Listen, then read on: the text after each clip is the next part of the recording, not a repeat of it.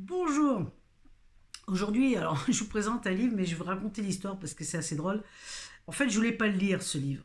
Je voulais pas le lire parce que effectivement, quand j'ai vu l'auteur que j'aime bien, j'étais tentée j'ai été regarder. Et quand j'ai regardé derrière la quatrième de couve, c'était l'histoire d'un jeune ingénieur qui se retrouve confronté dans son pays à une situation inquiétante, qui sème la peur dans la population. Et je me suis dit, c'est bon là, avec les 2 ans qu'on a passés, puis ce qu'on a encore un petit peu devant nous, on va arrêter avec la peur. Hein, on va plutôt rire, avoir de la bonne énergie différente. Hein. Moi, j'ai arrêté la télé, donc j'avais pas envie de lire tout ça dans un bouquin. Et voilà. Et en fin de compte, on m'en a parlé une fois, on en a parlé 2 fois. Et puis j'ai dit c'est bon quoi. La troisième fois, j'ai eu l'occasion de tomber dessus et on me l'a prêté et donc je l'ai lu très rapidement et je regrette pas parce que c'est hyper intéressant. Et ce livre, c'est quoi? Ben, c'est le dernier livre de Laurent Gounel, Le Réveil, aux éditions Calman Lévy. Pour ceux qui n'ont pas lu, moi j'ai beaucoup aimé comment il a fait ça. Alors évidemment, il parle de il parle un petit peu par objet interposé, c'est-à-dire qu'au lieu de parler de ce qu'on a vécu, lui, il va montrer à travers comment les gens, le gouvernement, les gens bien intentionnés, on va dire, pour nous, font passer un objet d'utilisation de tous les jours, d'une utilisation commune pour tout le monde, complètement, voilà, ça devient le danger pour la population, pour la terre, ça devient un danger pour tout.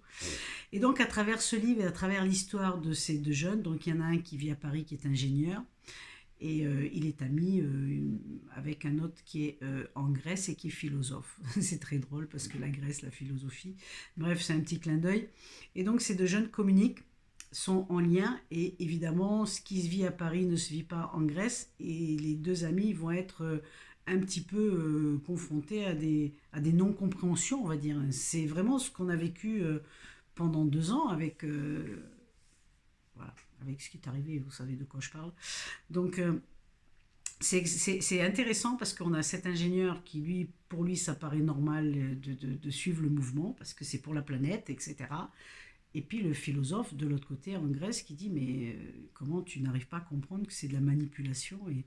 Alors c'est extrêmement intéressant parce qu'on a ces 2 côtés et chacun des deux, il y a une incompréhension et c'est quand même aussi ce qui a été, enfin moi personnellement, je l'ai autour de moi, il y a eu ça autour de moi ces 2 dernières années et de façon quand même assez forte, donc voilà. Et puis c'est super parce qu'il arrive à montrer, donc le philosophe va réussir après à faire tout un état des lieux, entre guillemets, mais en tout cas à montrer comment les gens bien intentionnés vous enlèvent vos libertés sous couvert de protection de la nature, de protection de la terre, etc. Et donc, il faut dire le mot tel qu'il est, de la manipulation, tout simplement. Et là-dedans, c'est extra comment c'est présenté parce que il y a un passage, je ne veux pas vous donner l'objet, le nom de l'objet qui est pris en exemple dans ce livre, mais en tout cas, c'est vraiment le Parisien à un moment donné, mais il a une peur, il devient phobique par rapport à l'objet, tellement, tellement ils ont réussi à lui faire peur. Enfin, en tout cas, c'est génial, c'est génial. C'est vraiment le lire à lire cet été, le livre à lire cet été. Et puis, il y en a plein d'autres dont je vous parlerai, que vous retrouvez sur ma chaîne. Et voilà, en tout cas, découvrez-le, c'est vraiment pour tout public. Et puis, qu'on soit d'un côté ou d'un autre, on s'en fout. C'est juste pour comprendre le mécanisme, quoi. C'est ça. Et bah, c'est pour ça qu'il s'appelle le réveil. Le réveil sera dur pour certains, ça c'est sûr. Alors, je vous souhaite, si vous avez l'élan du cœur, n'hésitez pas. C'est un livre à faire tourner, à diffuser vraiment. Et puis, donc, la vidéo, diffusez-la, likez-la, faites des commentaires.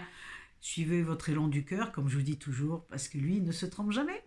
Alors, belle découverte et je vous dis à bientôt. Bye bye.